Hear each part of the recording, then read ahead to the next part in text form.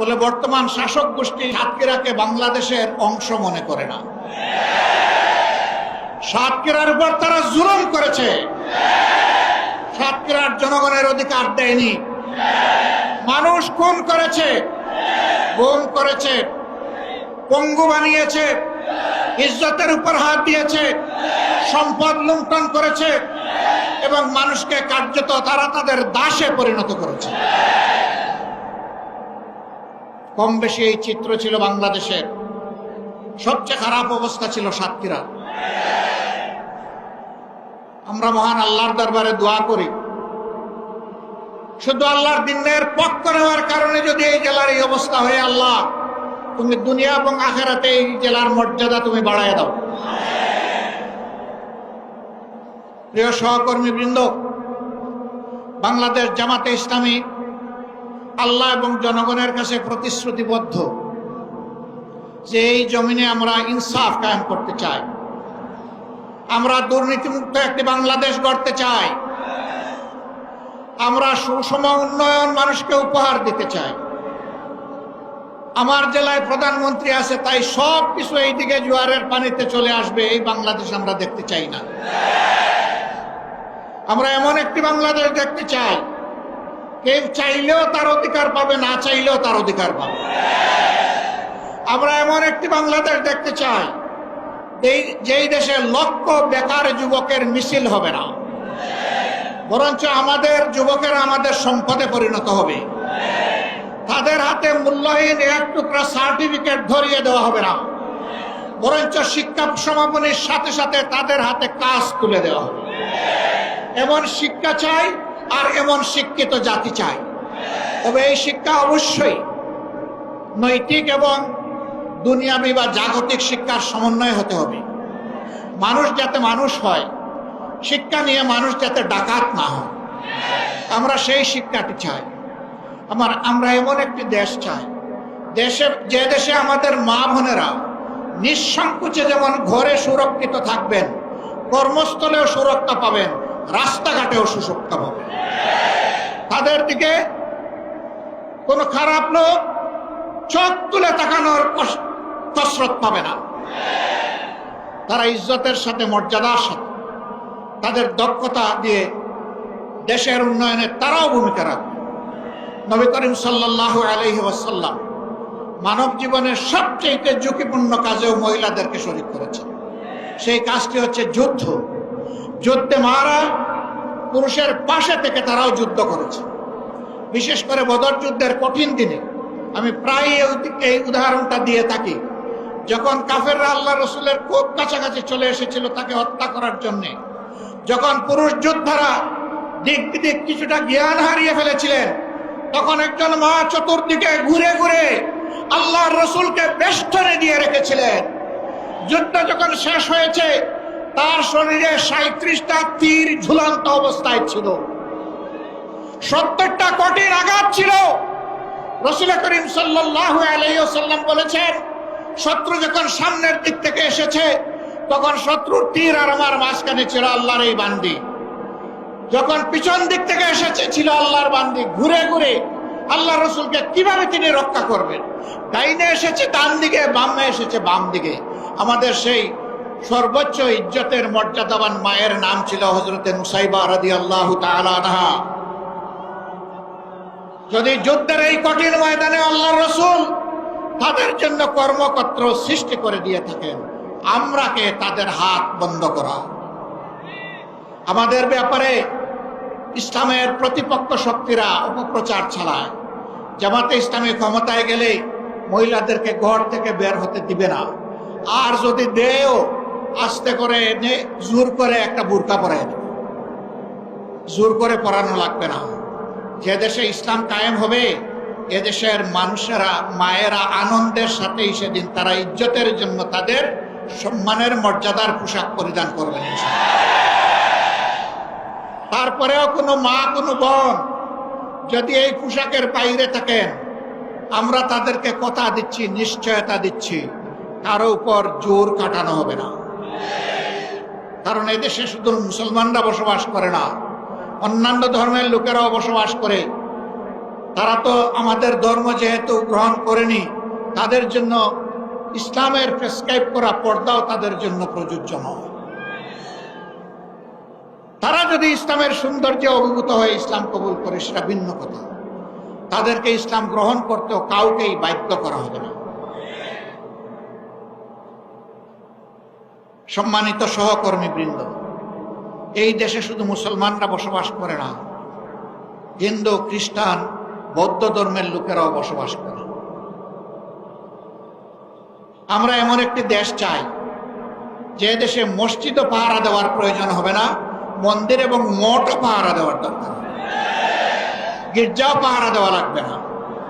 সকল ধর্মের লোকেরা তাদের আপন আপন ধর্ম তাদের মতো করে শান্তিতে নিরাপত্তার সাথে তারা পালন করে। আলহামদুলিল্লাহ, আমাদের দেশটি সাম্প্রদায়িক সম্প্রীতির একটি চমৎকার বাগান, কিন্তু আমাদের বাগানে মাঝে মাঝে হুতুম পেঁচা ঢুকে পড়ে। এই হুতুম পেঁচাদের ব্যাপারে আমাদেরকে সতর্ক থাকতে হবে। আমরা এই সম্প্রীতি নষ্ট করতে দেব না। আমরা এমন একটি বাংলাদেশ গঠন করতে চাই যেখানে মানুষকে তার শিক্ষা কিংবা কাজের ধরন দেখে মর্যাদা দেওয়া হবে না, বরঞ্চ প্রত্যেকটা মানুষকে আশরাফুল মখলুকাত হিসেবে মর্যাদা দেওয়া হবে। আমার দেশের একজন পরিচ্ছন্নতা কর্মী, তিনিও আমার ভিআইপি। তারা যদি 3 দিনের জন্য তাদের কাজ বন্ধ করে, আমরা কেউ ঘর থেকে বের হতে পারবো না। তাদের এই কাজ, কঠিন কাজ আমি করতে পারবো না। তারা কষ্ট করে এই কাজটা আমাদের করে দেন, আমি তাদেরকে স্যালিউট জানাই। সে আমার ভাই, সে আমার বোন, সে আমার এই সমাজকে চালু রেখেছে। যে ভাইটি আমার রিক্সা চালিয়ে জীবন নির্বাহ করে, ও রিক্সা না চালাইলে আমি আমার কর্মস্থলে যেতে পারবো না, আমি তাকে স্যালিউট জানাই। আমি দেখবো না তিনি রিক্সাওয়ালা, আমি এটাও দেখবো না তিনি একজন অতি সাধারণ কম শিক্ষিত মানুষ, আমি তাকে তার কাজের মর্যাদা দেব। এইভাবে সমস্ত মানুষ, মুটে মাঝি কুলি, যে যেখানে আমরা আছি, শ্রমিক, কৃষক, আপামর জনতা, বিভিন্ন পেশাজীবী, যার যার পেশায় তিনি মর্যাদা এবং দায়িত্ববোধের সাথে দায়িত্ব পালন করবেন ইনশাআল্লাহ। সেই সম্প্রীতির বাংলাদেশ যদি আমরা গঠন করতে পারি, তাহলে এই সম্প্রীতির বাংলাদেশকে রোকার সাহিত্য কারোই থাকবে না। এই জন্য আমরা চাই জাতীয় স্বার্থে দল এবং ধর্মের ঊর্ধ্বে উঠে আমরা থাকবো এক। সেই ইস্পাত কঠিন জাতীয় ঐক্য আমরা চাই, যেখানে উলামায়ে কেরাম মর্যাদা পাবেন, পেশাজীবীরা মর্যাদা পাবেন, সকল শ্রেণী পেশার মানুষ মর্যাদা পাবেন। এই যে 24-এর স্বাধীনতা এসেছে এমনি এমনি আসেনি ভাই।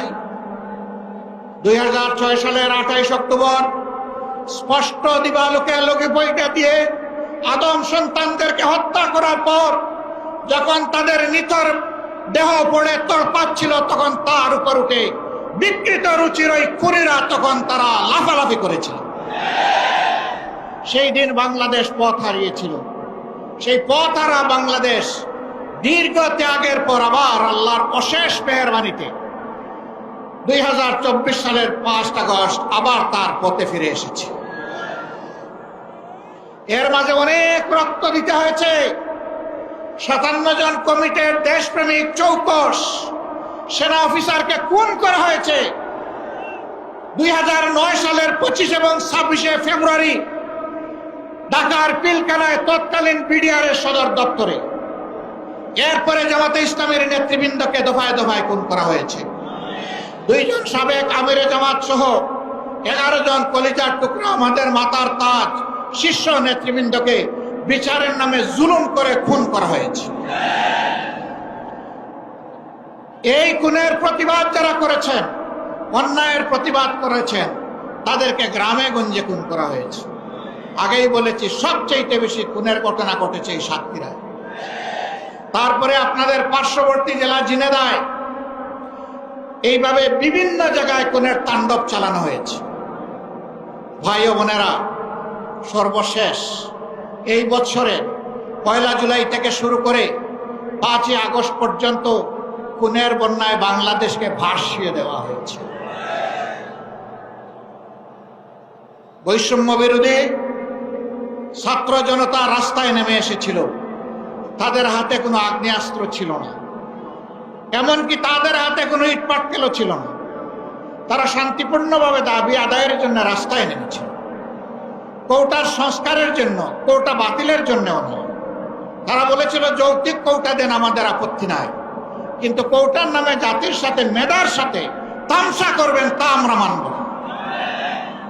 কেন তারা এটা বললো? এই জ্বালায় তাদের বিরুদ্ধে মানুষের কিনা, এই দেশের মানুষের কিনায় অস্ত্র এবং বুলেট দিয়ে জাতির বিরুদ্ধে তাদেরকে পাঠিয়ে দেওয়া হলো।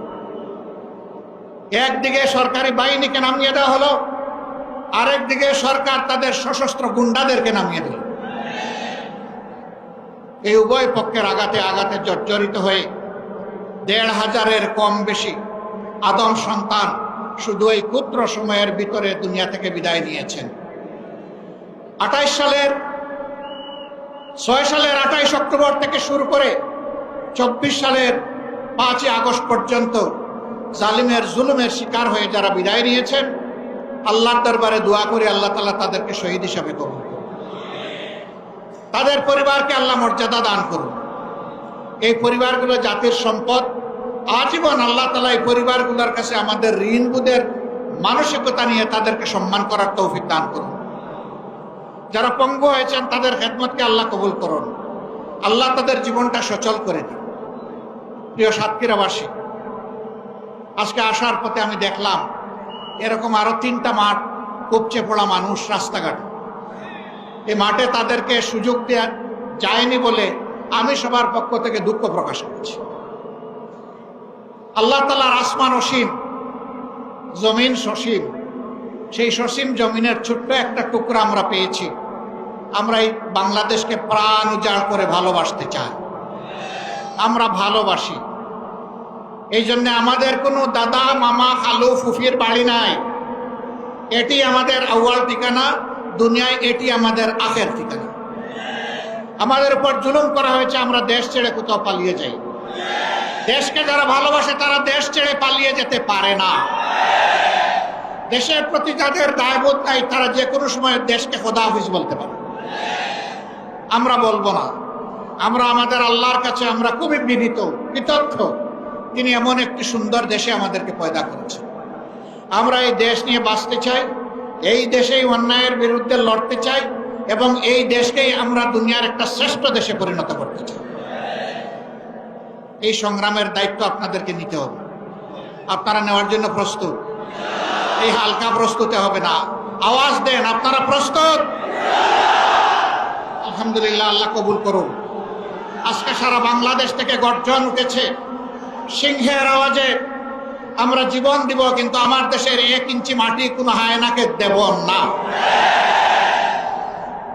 আল্লাহ তাআলা আমাদেরকে এই শক্তি দান করুন। 24-এর আমাদের সন্তান, বুকের সন্তান, যুবক যুবতীরা, তারা যে অন্যায়ের বিরুদ্ধে বুক চিতিয়ে লড়াই করেছে, আল্লাহর কাছে চাই, হে আল্লাহ তুমি তাদের অন্তর দেশপ্রেম এবং তোমার ইমানের নূর দিয়ে পরিপূর্ণ করে দাও। আর ও ধরনের জেনারেশন, প্রজন্ম আমাদেরকে বারবার উপহার দাও। বাংলাদেশের মানুষের ফুলের বাগান তুমি ওই সমস্ত মানুষ দিয়ে পরিপূর্ণ করে দাও। আমরা একটা মানবিক বাংলাদেশ গড়তে চাই। এই বাংলাদেশের দায়িত্ব যুব সমাজের হাতে তুলে দিতে চাই। এই যুব সমাজই ভবিষ্যতের বাংলাদেশ। আপনারা সবাই দায়িত্ব তুলে দিতে রাজি আছেন? যারা বয়স্ক তারা কি মন খারাপ করলেন? একবার এক সন্তানকে সম্বর্ধনা দেওয়া হচ্ছে তার কৃতিত্বের জন্য। তো ছেলের ব্যাপারে অনেক কিছু বলা হয়েছে। বাপকে কেউ চিনে না। বাপ এতক্ষণ চিন্তা করলো, কি রে আমারে কেউ একটু স্মরণও করল। যখন তার হাতে ক্রেস্ট তুলে দেওয়া হবে, বাপ দাঁড়িয়ে বলল, আমার একটি কথা আছে। এত সময় আপনারা যাকে সম্বর্ধনা দেওয়ার জন্য অনেক প্রশংসা করেছেন, দেখতে হবে ছেলেটা কার। আলহামদুলিল্লাহ, এক কথায় সব কিছু বুকের ভিতরে এসে গেছে। বুকের ছেলে যেমন বুকে থাকে, বুকের ছেলের কৃতিত্ব তেমন বাবার বুকে চলে আসে। কাজেই আমরা আমাদের সন্তানদের নিয়ে গর্বিত। আলহামদুলিল্লাহ। এমন সন্তান আল্লাহ আমাদেরকে দান করেছেন বলে আমরা আল্লাহর শুকরিয়া আদায় করি। সেই বাংলাদেশে আমরা চাচ্ছি, আমরা ইনশাআল্লাহ আমাদের সন্তানদেরকে সঙ্গে নিয়ে বুকে ধারণ করে আগামীর দায়িত্ব তাদের হাতে তুলে দেব। এই বাংলাদেশ আমরা চাই। এই বাংলাদেশ আপনারাও চান? তাহলে ঘরে ঘরে আওয়াজ ছড়িয়ে দিন। আমাদের কথা খুব সংক্ষিপ্ত, আগেও বলেছি, আল্লাহ যেহেতু এই দেশটা আমাদেরকে দিয়েছেন, আমরা এই দেশটাকে পৃথিবীর একটা শ্রেষ্ঠ দেশ বানাতে চাই ইনশাআল্লাহ। কিন্তু আমাদের আকাশে আজকের মেঘের কথা বলছি না, কালো শকুন এখনো ঘোরাফেরা করতেছে। এই শকুনের দিকে তীর্যক দৃষ্টি রাখতে হবে। কোনো শকুনকে মাটিতে নামতে দেওয়া যাবে না। আপনারা টের পাচ্ছেন মাঝে মধ্যে ফুসফাস? হ্যাঁ, আমরা ধৈর্যের পরিচয় দিয়েছি, ওরা আমাদের ধৈর্যের সুড়সুড়ি দেয়, যেন আমাদের ধৈর্যের বাঁধ ভেঙে তাদের মতো কাণ্ডজ্ঞানহীন আমরা কিছু করে বসি। ওরা বলেছিল আওয়ামী সরকারের পতন হলে মাত্র 2 দিনে 5 লক্ষ মানুষ প্রতিপক্ষের লোকেরা খুন করে ফেলবে। এটা কি বাংলাদেশে হয়েছে? কেন হয় নাই? ওরা কাণ্ডজ্ঞানহীন অপদার্থ ছিল, কিন্তু জাতি অত্যন্ত কাণ্ডজ্ঞান সম্পন্ন। এই জাতি কাণ্ডজ্ঞানহীন নয়। ওরা দেশকে ভালোবাসে না বলে পালায়ে যায়। এই জাতি দেশকে ভালোবাসে বলেই ওগুলা করতে দেয়নি। অতএব আমাদের ধৈর্যের আর পরীক্ষা নিয়ে কোনো লাভ নাই। আল্লাহর পক্ষ থেকে এই জাতি ধৈর্যের পরীক্ষায় উত্তীর্ণ হয়ে গিয়েছে আলহামদুলিল্লাহ। এই ধৈর্য আমাদেরকে অব্যাহত রাখতে হবে। যে যে দিক থেকেই আমাদেরকে উস্কানি দেখ, কারো পাতা ফাঁদে আমরা পা দিব না ইনশাআল্লাহ। ধৈর্যের সাথে সকল পরিস্থিতি আল্লাহর উপর ভরসা করে আমরা মোকাবেলা করব। আজকে আপনাদের সামনে এই শহীদ ঈদগায় দাঁড়িয়ে 2টি কথা বলার সুযোগ যে মহান মাবুদ আমাকে দান করলেন, আমি সেই মহান মাবুদের দরবারে শুকরিয়া আদায় করছি। দেশে বিদেশে স্বৈরাচারের হাত থেকে দেশটাকে মুক্ত করার জন্য সমান তালে অনেকে লড়াই করেছেন। আমি আজকের এই জনসভা থেকে প্রবাসে অবস্থারত আমাদের বন্ধুদেরকে বিশেষভাবে আমি অভিনন্দন এবং মোবারকবাদ জানাচ্ছি। তারা লড়াই করতে গিয়ে দেশের ভিতরে তাদের আত্মীয় স্বজনকে নাজেহাল করা হয়েছে। সাংবাদিক কনক সরোয়ার নিউ ইয়র্কে বসে বাংলাদেশের মানুষের অধিকারের পক্ষে লড়াই করেছে। তার বোনটাকে ধরে নিয়ে কি রকম তার সাথে নিকৃষ্ট আচরণ করা হয়েছে এই জাতি তার সাথে। ভাইরা, এদের মধ্যে কোনো মনুষ্যত্ববোধ ছিল না। আল্লাহর কোরআনের ভাষায় কালানাম, এরকম যারা আল্লাহ বলছেন এরা যেন পশু। আরেক ধাপ অগ্রসরে আল্লাহ বলছেন বালহুম আদল। পশুর তো আমি বিবেক দেই না, এই জন্য সে ভালো মন্দ বুঝে না। ওদেরকে বিবেক দেওয়ার পরে যারা এই কাজ করেছে এরা পশুর চেয়েও নিকৃষ্ট। আল্লাহর কাছে ওই জাত থেকে কিয়ামত পর্যন্ত আশ্রয় চাই। ওই জাত যেন আর ফিরে আসতে না পারে। আপনারা সবাই সজাগ থাকবেন তো না ঘুমায় পড়বেন? আল্লাহ তাআলা এই জাতিকে সজাগ থেকে সকল ষড়যন্ত্র মোকাবেলা করার তৌফিক দান করুন। প্রিয় বাংলাদেশকে আল্লাহ তাআলা কবুল করুন। এ দেশের উপর আল্লাহ তার রহমত নাজিল করুন, বারাকা নাজিল করুন, শান্তির ফয়সালা দান করুন। এক টুকরা কোরআনের বাংলাদেশ আল্লাহ আমাদেরকে দান করুন। আপনাদের সকলকে আজকে এখানে আসার জন্য গভীর কৃতজ্ঞতা জানিয়ে, আল্লাহর জন্য ভালোবাসা জানিয়ে, হে আল্লাহ তুমি সাক্ষী থাকো, আমরা শুধুই তোমার জন্য আমরা এক অন্যকে ভালোবাসি। হে আল্লাহ, আমাদের এই ভালোবাসাকে তোমার জান্নাতে নিয়ে যাই আল্লাহ।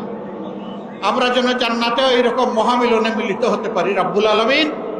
আল্লাহ তুমি আমাদের দেশটাকে একটা শান্তির দেশে পরিণত করে দাও। সবাইকে ধন্যবাদ।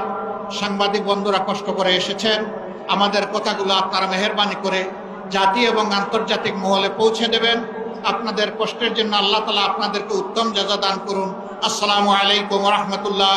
বাংলাদেশ জিন্দাবাদ, বাংলাদেশ জামাতে ইসলামী জিন্দাবাদ।